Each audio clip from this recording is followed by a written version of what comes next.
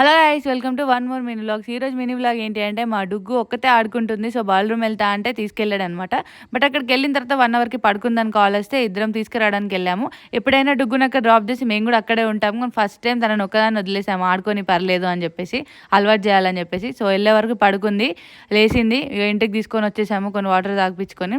So బాగా ఆడుకుంది అనమాట, అందుకే అలసిపోయింది. సో ఇంటికి వచ్చాక ఏం చేసిందో చూడండి.